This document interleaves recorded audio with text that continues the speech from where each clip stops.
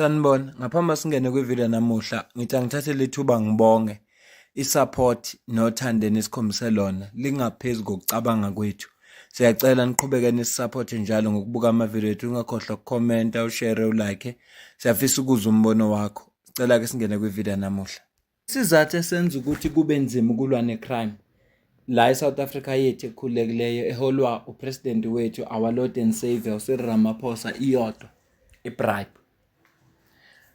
Ibribe iwuhlobo lwe-corruption nayo, kodwa iyona eyenza ukuthi ukulwa necrime la eSouth Africa kube nzima, ngoba kufana nokuthi laba abalwa necrime basebenzele emuva, ngoba badila necase eyi-1 over and over and over again.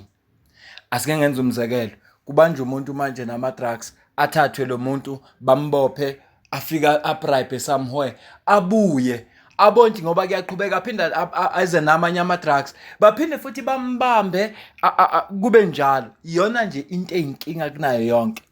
Ngihlezi ngisho lento ukuthi mangigibela itaxi ngiyayibheka, sengike ngabona mina ngigibela itaxi engenamthelo no-driver wakhona engena-license.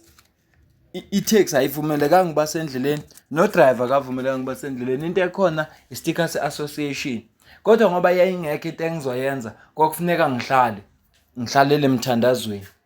Ngizokucaphunela ivideo manje ka-Dr. Nasiphi Moyo, ukhala ngayo lento ye-bribe. Ngicela uzwe la. The third time we arrest this guy in a space of 3 weeks. No. We met him at Pretoria West. I will track him. Pretoria West. There were about 7 of them. They were scanning. That's why I remember. And he's got an eye network. That was the Monday. On Thursday we went back. We found the same guy, same property when we were evicting them. This is the third time I get this guy into a car.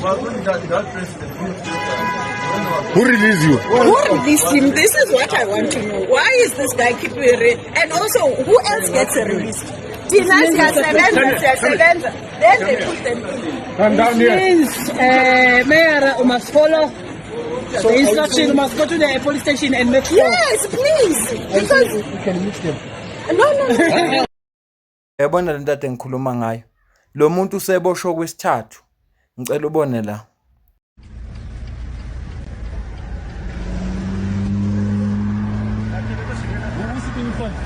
He's my brother. All the best again.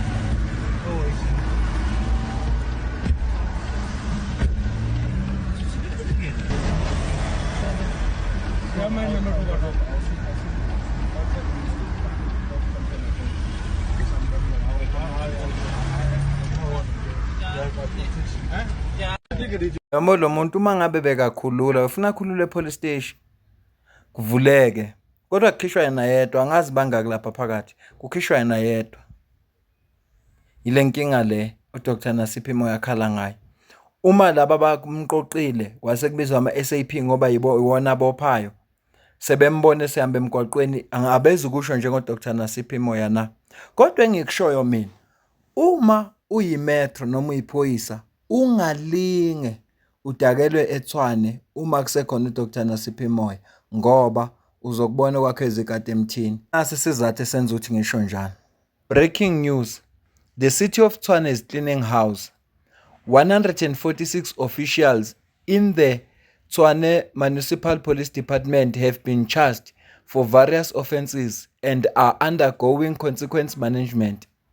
Police officers and senior management in the TMPD are now for the first time subjected to a vetting process and lifestyle audits, fixing Tshwane one step at a time.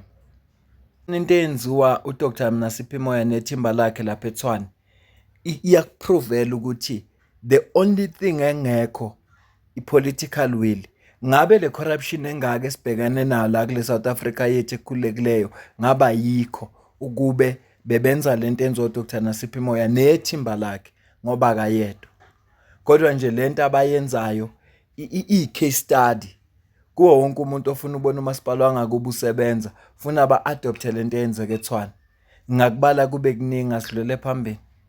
42-year-old Zimbabwean national was arrested in Middelburg, Mpumalanga, after police found 582 passports from Malawi, Zimbabwe and Mozambique in his possession.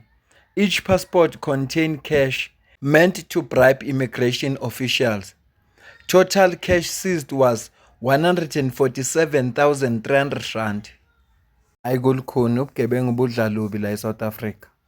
Uma sebekwazi ukwenza nama-passport, I wonder lo 147,000 rand nale mali lokulama passport beyizoba bribe kanjani lama officials. Ngiyazibuza namanje. Noma ama-passport awekho semthethweni noma ama-passport asemthethweni. Azangiqondi. Kodwa khona siyabonga emaphoyiseni nakulabo abasenzisane nabo ukuthi abanjwe lo mgulukudu waseZimbabwe.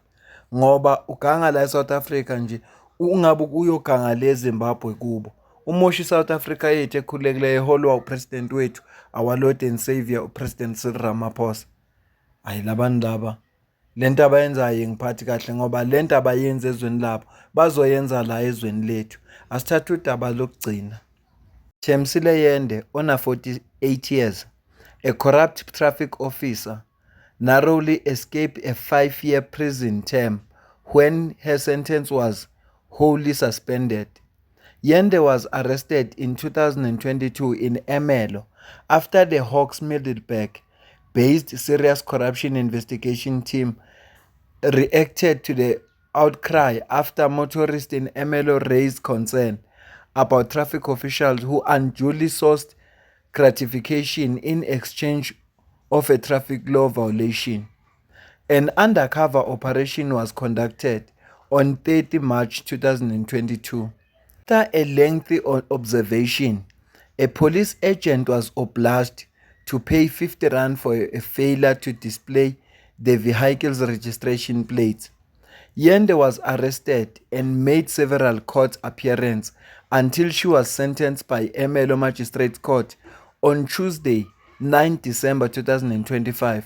She was sentenced to 5 years imprisonment, wholly suspended for 5 years on condition that she is not found guilty of similar offense. Iphunyulile lo sisi. Kodwa bekufuneka manathi ukuhlala ejele kancane, hayi ukuthi basuspende yonke le sentence. Hayi bekufuna bathi akathi ukuhlala ejele kancane. Uzonele ke yena. Cabanga besena 48. Sele leminyaka emingaka nje ukuthi aphume impesheni, aphume kahle emsebenzini. Kodwa manje usezohlala njoba kuthiwa nje angatholakala esecaleni elifanayo. Bomane bayayishona, usazoqashwa na usazobuyiselwa emsebenzini na. Phinde kuthiwa akayosebenza wona lo msebenzi kade awenza. So badlala ngaye bayayisholo nje. Kodwa nje kuyangijabulisa lokho. Uma amaphoyisa kanti ekwazi ukuboshwa for ukuthatha ibribe, sizoyeka ukugibela imoto ezingekho endleleni. Sizoyeka ukuhamba no driver abangenama license. Le ndaba okukhipha ama 20 rand le izophela. Ayikho ke into engijabulisa njengale ukuboshwa kwephoyisa, ukuboshwa kwelawyer. Hayi yenza lonto leyo. Ngizwe inhliziyo yami igxuma nephaphu, ngizwe ukuthi ngempela ngijabulile. Ngoba labantu bona funeka ba-enforce umthetho, hayi ukuthi bawuphule bona. Bona funeka benze isiqiniseko sokuthi umthetho uyagcina. So lento nje ebeyisibika la ngijabulele noma ke kungidumaza ukuthi sentence yakhe suspendiwe. Ulahlekelwe okuningi ngokuthanda imali. 50 rand nje abufuna lo futhi akalahlekelwa ngidale wathatha lama 50 rand. Ngibambe le video ngiyacela ukuze uphawula kwakho la comment section ngizwe ukuthi wena ubona kanjani lolu daba besilixoxa lolu laseTshwane nalo lwenzakalayo ngokwakho ukubona kanjani ngabe lento eyenzeke eTshwane fanele yenzeke kuwo wonke na JMPD na ku EMPD ifanele yenzeke na kuma metro ukuthi abangamaphoyisa badlule kule process le vetting process kukwenzwe nama lifestyle audit. Ngabe lokho into ocabanga ukuthi wena ingasilekelela na esigabeni secrime. Ngicela ukuze ukuphawula kwakho.